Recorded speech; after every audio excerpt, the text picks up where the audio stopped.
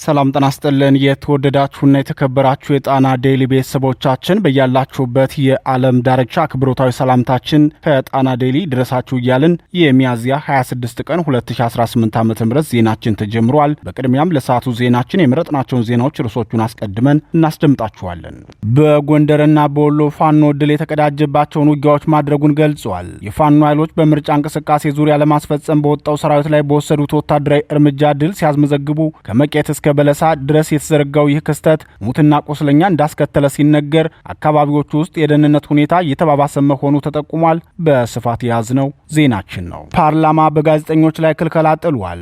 በኢትዮጵያ ፓርላማ ዛሬ የተካሄደው የገንዘብ ሚኒስቴር የ9 ወራት የሥራ አፈጻጸም ሪፖርት ስብሰባ ላይ የነጻ ፕሬስ ጋዜጠኞች መግባት አትችሉም ተብለው መከልከላቸው አነጋጋሪ ሆኗል። በቅርቡ በፌዴራል ፖሊስ ሪፖርት የተጋለጠው የቢሊዮኖች ዘረፋ መጋለጥ ጉድ አምጥቷል። ይህ ውሳኔም የመረጃ ፍሰትን ለመቆጣጠር ተወስኖ መሆኑ እየተገለጸ ነው። በዝርዝር የምታደምጡት ዜናችን ነው።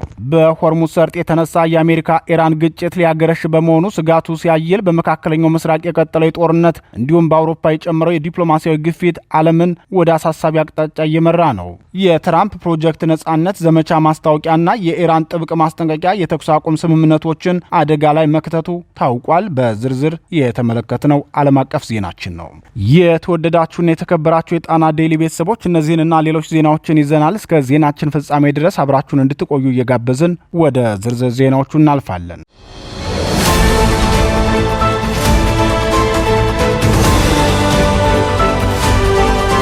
የፋኖ ተጋድሎ በጎንደርና በወሎ ፋኖ በጎንደርና በወሎ ባደረገው ተጋድሎ ለምርጫ ቀስቀሳ በወጣው የብልጽግናው ሰራዊት ላይ ከፍተኛ የሆነ ወታደራዊ ኪሳራ ማድረሱ ተገለጸ።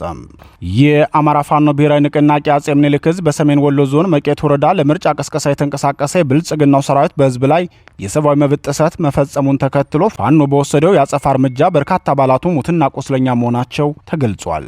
በተለይም ትናንት ከቀትር በኋላ በሰሜን ወሎ ዞን መቄት ወረዳ ወደ ቀበሌ 15 እና ደብረ ዘቢጥ ቀጠና ብልጽግናው ግንቦት 4 አድርገዋለሁ የሚለውን ምርጫ ለማስፈጸም በተንቀሳቀሱ የወረዳው ካድሬዎችና የብልጽግናው ጥምር ጦር የመራጮች ምዝገባን በግዴታ ለማድረግ መሞከሩን ተከትሎ የአፋብኃ አጼ ምኒልክ ዕዝ 303ኛ ኮር 81ኛ ክፍለ ጦር እርምጃ ወስዶበታል ተብሏል። ከክፍለ ጦሩ የተውጣጡ አሃዶች በጋራ በሰሩት በመቄት ልዩ ዘመቻ የብልጽግናው ሰራዊት ከባድ ሽንፈት ማስተናገዱን የገለጹት ምንጮቻችን ሙትና ቆስለኛ ከሆነው የሰራዊት አባላት በተጨማሪ ወታደራዊ ቁሳቁሶችን ለፋኖ ማስረከቡን ጨምረው ገልጸዋል። ለቀናት ዝግጅት ሲያደርግ የቆየው የብልጽግናው ጦር በሜካናይዝድ ታግዞ በደብረ ዘቢጥ ቀጠና ቀበሌ 14 እና ቀበሌ 15 የገባ ሲሆን የአካባቢው ነዋሪ የሆኑ ሁለት ግለሰቦችን በግፍ መግደሉም ተሰምቷል። የብልጽግናው የወረዳ ካድሬዎችና ምርጫ አስፈጻሚዎችን አጅቦ ወደ ስፍራው የገባው ሰራዊት በአርሶ አደሮቹ ላይ ይህንን ግፍ መፈጸሙን ተከትሎ በአካባቢው ሕዝብ ላይ ከፍተኛ ቁጣ መቀስቀሱን የጣና ቴሌቪዥን ምንጮች ገልጸዋል። ይሁን እንጂ ይላሉ ምንጮቻችን ሕዝቡ ድንጋጤ ውስጥ እንደገባና የብልጽግናው ሰራዊት በጭካኔ የገደላቸው አርሶ አደሮች በአግባቡ ሳይቀበሩ የቅርብ ቤተሰቦቻቸውን ጭምር አስገድደው ካምፕ ውስጥ በማስገባት ዛቻና ማስፈራሪያ እንዳደረጉባቸው ተገልጿል። ይህን የብልጽግናውን ሰራዊት አሰቃቂ ግፍ የሰማው የቀጠናው ፋኖ በደብረ ዘይት ሰፍሮ ወደሚገኝበት ቦታ በመግባት በከፈተው ድንገተኛ ጥቃት በርካታ ሰራዊቱን እርምጃ የወሰደበት ሲሆን ቀሪዎቹ ቆስለኛ መሆናቸው ታውቋል። በኮማንዶ አማን ጎበዜ የተመራው ይህ የመቄት ዘመቻ ደብረ ዘቢጥ ከተማን በሶስት አቅጣጫ ከበባ ውስጥ በማስገባት 12 የሚደርሱ የጥምር ጦር አባላት ላይ የማያዳግም እርምጃ መውሰዱን የአፋብኃ አጼ ምኒልክ ዕዝ 303ኛ ኮር ህዝብ ግንኙነት ክፍል አስታውቋል። በተሰራው ልዩ ኦፕሬሽን 19 የሚሆኑ የጥምር ጦር አባላቱን ማቁሰሉን የገለጸው የህዝብ ግንኙነት ክፍሉ በተከናወነው የተጠና ኦፕሬሽን የብልጽግናውን የምርጫ አስፈጻሚዎች መድረክ መበታተን ተችሏል ሲል ጨምሮ ገልጿል። በተያያዘ ዜና በጎንደርም የምርጫ አስፈጻሚዎችን አጅቦ ወደ በለሳ ያቀናው የብልጽግናው ሰራዊት በፋኖ ድንገተኛ የደፈጣ ጥቃት ሙትና ቆስለኛ ሆኖ ወደ መጣበት መመለሱ ተገልጿል። በአፋብኃ ጎንደር ጠቅላይ ግዛት በላይ ዕዝ ዳግማዊ ቴዎድሮስ 5ኛ ኮር በፈጸመው የተጠና የደፈጣ ጥቃት ክፉኛ የተመታው የብልጽግናው ሰራዊት የዘመቻ ዕቅዱ ከሽፎበት ወደ መጣበት መመለሱን የአፋብኃ ጎንደር ጠቅላይ ግዛት በላይ ዕዝ ዳግማዊ ቴዎድሮስ 5ኛ ኮር ህዝብ ግንኙነት ክፍል አርበኛ አብነት ሞላ አስታውቋል። የኮሩ የንስር በለሳ ክፍለ ጦር ተክለ ሃይማኖት ብርጌድ መብረቅ ሻለቃ ጊንሻ ቀበሌ ላይ በፈጸመው ጥቃት በርካታ የብልጽግናው ሰራዊት ሙትና ቆስለኛ መሆኑን የህዝብ ግንኙነት ክፍሉ ጨምሮ ገልጿል። እንደ ህዝብ ግንኙነቱ ገለጻ በጥቃቱ 6 የብልጽግናው ሰራዊት አባላት እርምጃ የተወሰደባቸው ሲሆን 12 የሚደርሱ ቀላልና ከባድ ጉዳት ደርሶባቸው በጓላ የመጀመሪያ ደረጃ ሆስፒታል መግባታቸው ተነግሯል።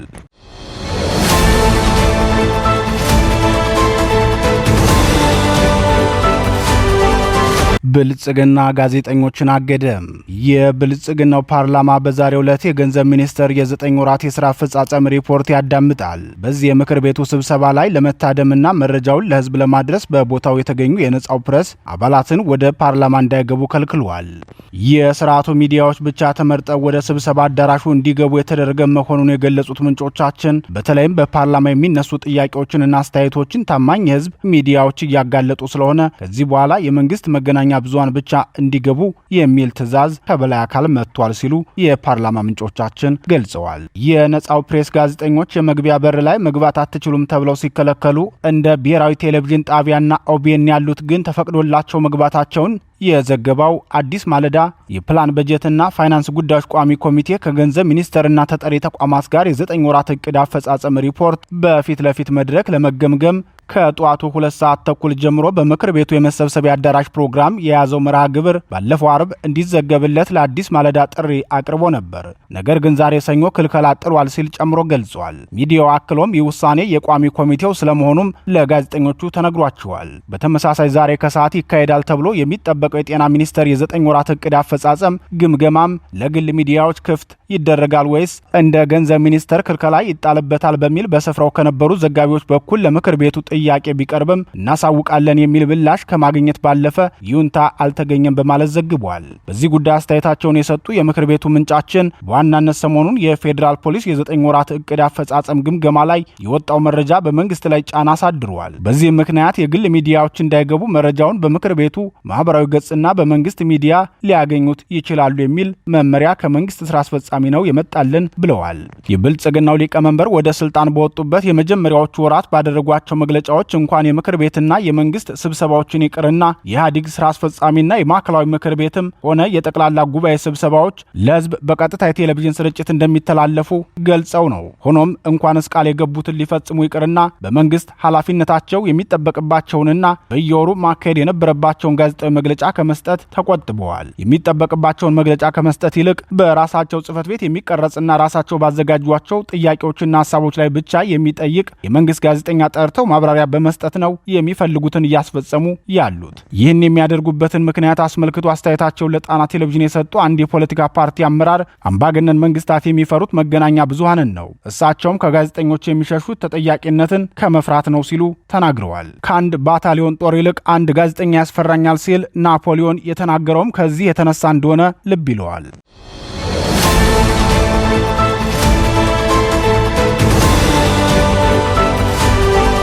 ዶናልድ ትራምፕ ፕሮጀክት ፍሪደም የሚል ዘመቻ በሆርሙዝ አወጁ። ለዚህ ዘመቻ ኢራን የሰጠችው ማስጠንቀቂያ የተኩስ አቁሙ ስምምነቱ ላይ ስጋት ደቅኗል። ትኩረት የተነሳው የእስራኤልና የሂዝቦላ ጦርነት የበርካታ ንጹሃን ሕይወት የቀጠፈ ሲሆን እስራኤል በፈጸመችው የአየር ድብደባ በደቡብ ሊባኖስ በርካታ ሰዎች መገደላቸው ተሰምተዋል።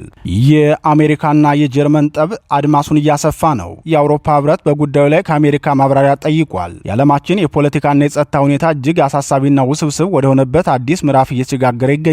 ከፋርስ ባህረ ሰላጤ እስከ መካከለኛው ምስራቅ እንዲሁም እስከ አውሮፓ የፖለቲካ መድረክ ድረስ የተሰለፉ ክስተቶች የዓለምን የኃይል ሚዛንና የዲፕሎማሲያዊ ግንኙነት በእጅጉ እየፈተኑት ነው። የፖለቲካ መሪዎች የሚወስዷቸው እያንዳንዳቸው እርምጃዎች በቀጥታም ሆነ በተዘዋዋሪ የዓለምን ሰላም፣ የኢኮኖሚ መረጋጋትና የንጹሐንን ደህንነት አደጋ ላይ የሚጥሉ ሆነው መታየት ጀምረዋል።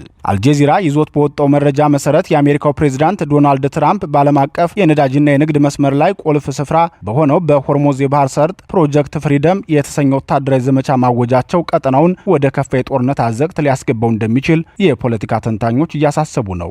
ይህ የአሜሪካ እርምጃ የተስተጓጎሉ መርከቦችን ለማስወጣትና የባህር ላይ ደህንነትን ለማስጠበቅ ያለመ መሆኑ ቢነገርም የኢራን መንግስት ግን ጉዳዩን የሉዓላዊነት ጥሰትና ቀጥተኛ ትንኮሳ አድርጎ ወስዶታል። ኢራን ይህ ወታደራዊ እንቅስቃሴ በቅርቡ የደረሰውን የተኩስ አቁም ስምምነት ገደል የሚያስገባ መሆኑን በመግለጽ የሰጠችው ጥብቅ ማስጠንቀቂያ የሆርሙዝ ሰርጥ የአያሌ ሀያላን ሀገራት የጦር አውድማ እንዳይሆን ከፍተኛ ስጋት ፈጥሯል። ይህ ውጥረት ከነዳጅ አቅርቦት መስተጓጎል አልፎ የዓለምን ኢኮኖሚ ሊያናጋ የሚችል ከባድ ደመናን አርግዟል። ወደ ሌላኛው የመካከለኛው ምስራቅ የደም መሬት ስናመራ የእስራኤል የእስራኤልና የሂዝቦላ ጦርነት ምንም አይነት የረገበ የሰላም አየር ሳይታይበት የንጹሐንን ሕይወት እያጨደ ቀጥሏል።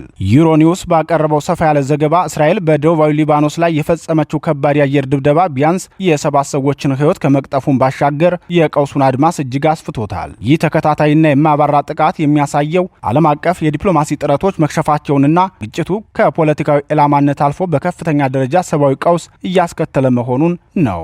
የንጹሐን ዜጎች እልቂት መጨመር በቀጠናው ላይ ሊፈጥር የሚችለውን የጥላቻና የበቀል አዙሪት በማስፋት ዘላቂ ሰላምን የሩቅ ህልም እያደረገው ይገኛል። ከመካከለኛው ምስራቅ የጦርነት ዜና ባሻገር በአውሮፓና አሜሪካ መካከል ያለው የዲፕሎማሲው ገመድ ጉተታ ሌላኛው የዓለማችን ትኩረት አቅጣጫ ሆኗል። አናዶሎ ኤጀንሲ እንደዘገበው በአሜሪካና በጀርመን መካከል ያለው ሻካራ ግንኙነት እየተስፋፋ መምጣቱን ተከትሎ የአውሮፓ ህብረት ከአሜሪካ መንግስት ግልጽ ማብራሪያ እስከመጠየቅ ደርሷል። ውጥረቱ የመነጨው አሜሪካ በጀርመን ምድር የሚገኙ ወታደሮቿን ቁጥር ለመቀነስ ማቀዷን ተከትሎ ሲሆን ይህ ደግሞ አውሮፓውያን በጸጥታው ዘርፍ በአሜሪካ ላይ የነበራቸውን መተማመን እንዲመረምሩ አስገድዷቸዋል። ሆኖም ግን የጀርመን መራሄ መንግስት ፍሬድሪች ሜርዝ ይህንን ውጥረት ለማርገብ በሚመስል መልኩ አሜሪካ ወታደሮቿን ብትቀንስም አሁንም የጀርመንና የሰሜን አትላንቲክ ቃል ኪዳን ድርጅት ኔቶ ዋነኛ አጋር ሆና እንደምትቀጥል አስታውቀዋል። ይህ የመራሄ መንግስቱ ማብራሪያ አውሮፓ የራሷን የውስጥ አንድነት ለመጠበቅና ከዋና የጸጥታ አጋሯ ጋር ያላትን ታሪካዊ ትስስር በቀላሉ ላለማጣት የምታደርገውን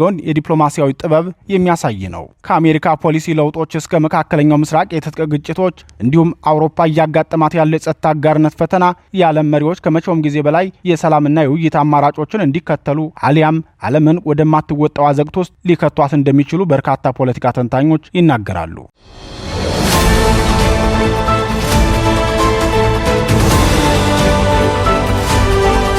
የተወደዳችሁና የተከበራችሁ የጣና ዴይሊ ቤተሰቦች የሰዓቱ ዜናችን የተከታተላችሁትን ይመስል ነበር። ምርጫችሁ ስለምታደርጉን እናመሰግናለን። በዚሁ ተሰናበትናችሁ። ጤና ይስጥልን።